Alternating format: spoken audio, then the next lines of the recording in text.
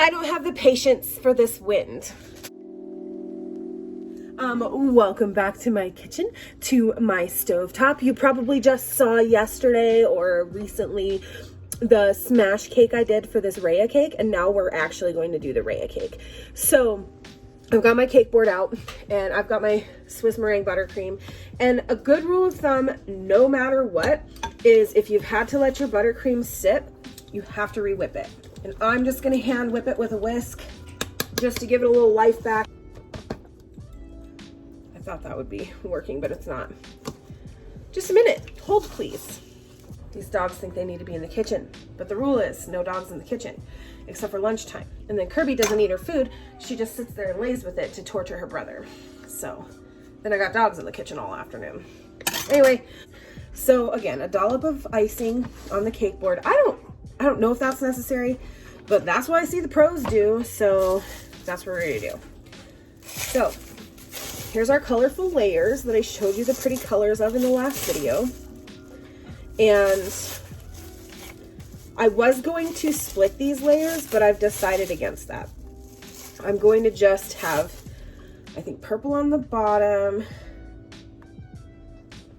and the pretty teal color on the top. I really like this Swiss meringue buttercream. Honestly, I'm an American buttercream girl, but I might be the only one left because everybody else likes the lightness of the Swiss meringue. Oh, and I don't have the cojones to try to make Italian meringue because you have to boil your sugar syrup and then temper it into your eggs, and I feel like I'll injure myself. So I have a sneaking suspicion that we are gonna have to make more icing, unfortunately. As is the case with every icing that I do, I don't yet have a good grasp of how actually much it takes. So I need to get a piping bag. I'd be a little more organized if everything I own for the bakery wasn't sitting out on the porch, but I want to get this cake crumb coated so that we can start on something really cool that I want to try. I need to preface that by saying that I did not invent this idea or method.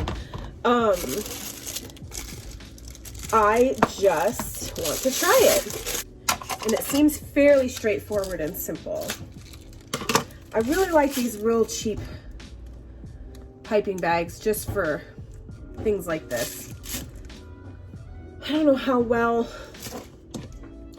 Swiss meringue will hold up to layers because I usually fill with American buttercream, but I actually don't have any. And I'm not gonna make any either. So it's gonna have to just be okay. I'm sure we'll be fine. It's just 2 layers. We don't have anything crazy going on weight-wise.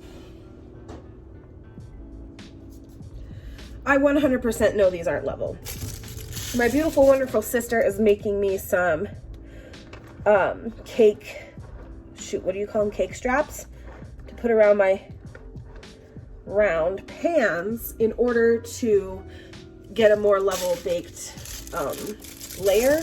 And well, maybe I didn't say it, but I was gonna split the layers and fill them, but the sponge that I make is pretty soft, or at least in this recipe, and maybe that's due to the food. I'm not sure why it turned out so soft, but I don't trust splitting it. Although that would make a really pretty cake if it was like purple, teal, and then I could do some fun like colors or something with the layers, but we're not doing that. That's not my journey today, so. Yeah, that big batch of icing I made, I think is only gonna crumb coat it. We'll see. I should have done this the other way around, so you could have used the crumb coating discard for the smash cake, but I'm still learning how to do things, or how to put things in some kind of order. So whatever. And I'm really also learning that it kind of sucks to crumb coat these 6-inch rounds because there's a lot more loose crumb because I've cut the round out of something else. If I had baked it in a 6-inch pan, I don't think I would have that same kind of frustration.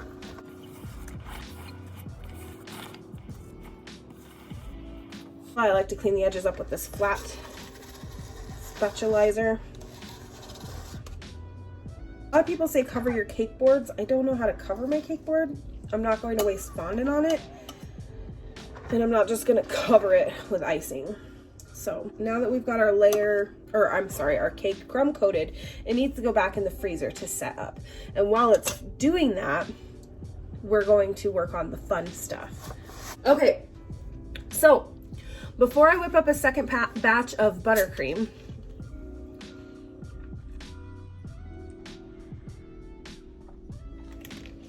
I want to show you the cool thing I want to do. So you'll see what I'm saying, especially if you're not like super aware of the trends right now, but there's a unicorn cake that's all the rage, and I really wanted to do a reindeer version of that over Christmas, but nobody really bought those kind of cakes from me. However, I'm going to do the dragon like that. So the cake will be the dragon's face, you'll see.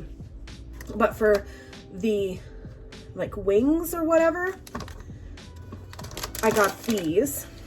And this is a thing where you take one of these rice sheets and you soak it in like a water and food dye solution, and then you can like fold it. They just call them sails, and I'll fold it into like a wing shape, and then it'll go on the side of the cake, sides of the cake. So I just need to look real quick at the instructions on how to do that. So that, I don't know if you can hear that banging, but all that wood I have out there for my chickens is just getting banged into stuff outside because this wind is literally blowing so bad it was moving my car through a parking lot. Like, it's probably 70 miles an hour or more. It's really driving me nuts. Ouch! I pinched my thingy! Okay, for aesthetic purposes only, we're going to use a white plate so you can kind of maybe see what's going on. I'm not doing the best job of being super organized today. I think I lose the ability to be organized and ready to go with a project when I feel like I have put myself on a time crunch. We have our spring roll wrappers, not wonton wrappers, rice paper spring roll wrappers. So we're going to take some warm water and we're pouring it in the plate here. It's my understanding you like let it get soft in the warm water. Yep, like that. And then we'll just put a little bit of our food coloring into the water. And it might dye my skin, but that's life. Okay, to give that parchment paper some definition, we're gonna put it over some tin foil. And I just want these to kind of dragon wing out. So I'm gonna kind of just do, I mean, something like that. Nothing special.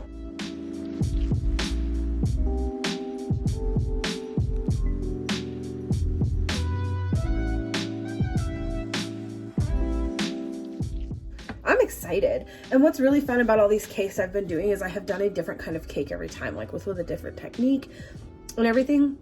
So it's been really fun. Look, stupid girl. So I did something I didn't look at is how long it takes for that to set. So let's check that out because I hope it's only going to take like 2 hours. Yeah, it says 8 to 10 hours overnight. So we're going to turn the oven on to 200 degrees to dehydrate. I don't know what I was thinking not doing this ahead of time. Seriously, it's the story of my life though. But can you guys see that? Like, it kind of looks like a dragon wing, and that's all I need. And then I'll dust the edges of it with gold. It's going to be flipping fantastic. It probably will intensify those colors because heat intensifies food dye. And yeah, if that doesn't work, I'll always think it should have, and I'll just be butthurt. Okay, so I'm going to whip up some more buttercream. I wanted to show you, but I don't have a good way to set you up. So I'll do a different video sometime where I'm making that. So I'm gonna just stop you. It's been, I don't know, maybe like an hour, maybe, yeah. And we've got, the cake just came out of the fridge. I whipped up a new batch of buttercream. I answered some emails, and I think I'm pretty well prepared here. So I think I've got everything that I want. So I've got some blue pearls, some pearls, some mini pearls, some gold luster dust for the sales when they come out, and my brushes for that, which is just like an unused makeup brush set. I've got this bag of gumballs because there's like big white ones. I mean, what's that color called? Blue. And then here's a bag of sixlets that are done up the same, and there's white and blue in there. Those are the colors I'm after. Then I have this cool tool that my sister got me that does that, you know, those fun edges on cakes. And there's a bunch that I wanted to try, or I want to try one to kind of sort of mimic like a dragon scale. And then I saw this cool piping thing at pedal tip, or whatever you call the 104. So that's for this cool thing I'm going to try to do for like the dragon kind of scale around the face. So I think we're ready to get started. And then we'll just pipe some green onto the top. And we'll do a good sploop around the edge outside. And we'll just probably just, yeah, pipe all the rest of that out on the top. And then if we don't use it all, we can scrape it back in the bowl because we've already got a crumb coat. And we can use it with our darker shade of green.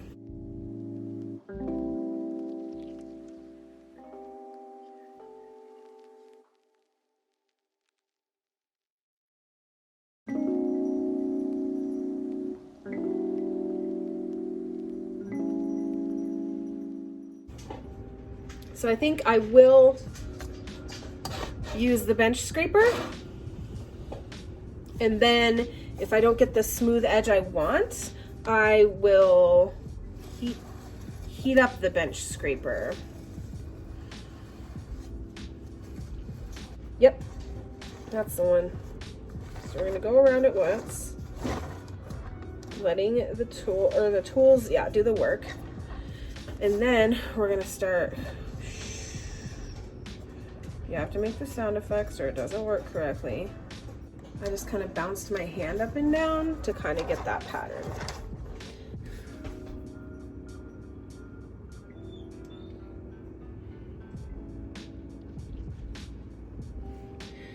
And now I'm so shaky, it looks like junk. Can you guys see that? I'm maybe gonna end up painting it, I don't know. Maybe we'll swoop off the little eyeballs, because that's not what I had originally. I thought I went too far. I went too far. Okay, so it's pretty basic. Now we're just gonna do like a rosette dragon head situation and the sails. And if it's, I don't know. This is not turning out how I imagined. Even though I just said everything so far is turned out how I imagined. Maybe it'll look better once I get all the extras on there. Ooh, these bags my sister got me are huge. She totally hooked me up with some really cool stuff when she came down for Christmas, because she says that she believes in me and she supports me. So that was very nice of her. Cool beans. Okay, we got the rosette tip loaded.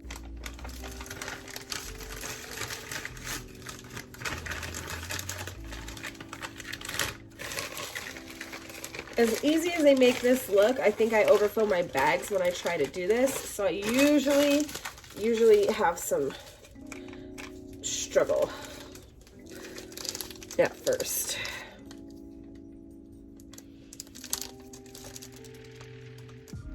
I just love rosettes, and I love like double colored rosettes and stuff. So we're gonna put one right in the center of the head. Please don't fall.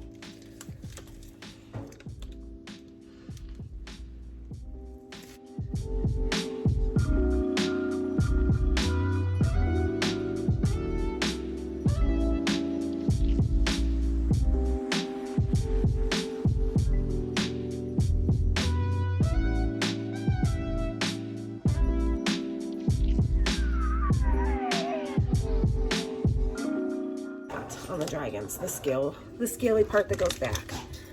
And we'll go down the back of the cake with it.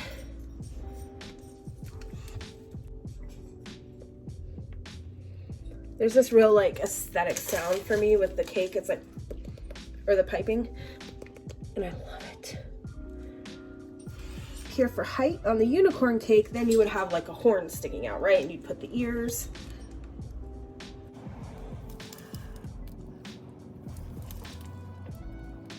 But we aren't a unicorn. We are a dragon. So that's the back. That's the front. Getting pretty cute. Let's bring this tail out a little onto the cake board. I like being like three-dimensional, stuff like that.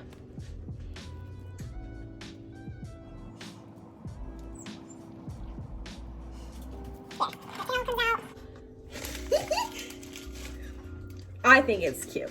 If you guys don't think it's cute, well, you suck.